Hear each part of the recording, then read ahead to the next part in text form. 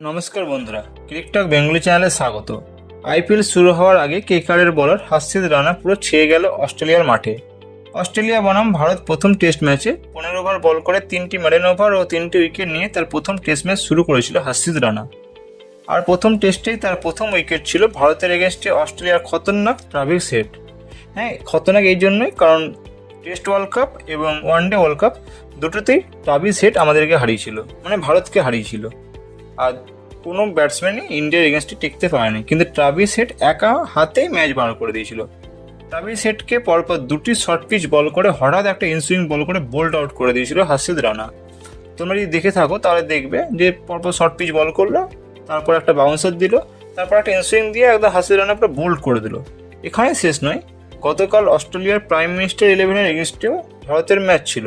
Prime minister 11 10টি wicket হারিয়ে 243 run করে।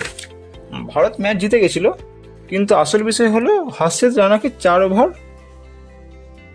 4টি উইকেট নিয়েছিল, বল করেছিল মেবি 6 ওভার, আর 6টি ওভার বল করে 4টি উইকেট নেয়। কীরকম বলার ভাবো। আর 4টি উইকেটের মধ্যে 2টি ক্যাচ আউট আর 2টি বোল্ড আউট করে দেয়।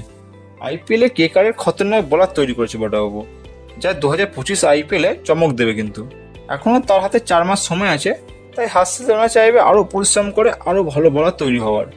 আইপিএলে কেকেআরের সুনীল নারিন, তারপর র্যান্ডি রাসেল, বরুণ চক্রবর্তীর সঙ্গে হার্ষিত রানার বেশ একটা ভালো কম্বো হবে, কিন্তু যা অপোনেন্ট টিমের ওপর প্রভাব ফেলবেই। কিন্তু হার্ষিত অস্ট্রেলিয়ার পিচে বাউন্সার বেশ ঠিক রকমভাবে কাজে লাগাচ্ছে কিন্তু, আর পারফরমেন্সও সেই লেভেলের করছে।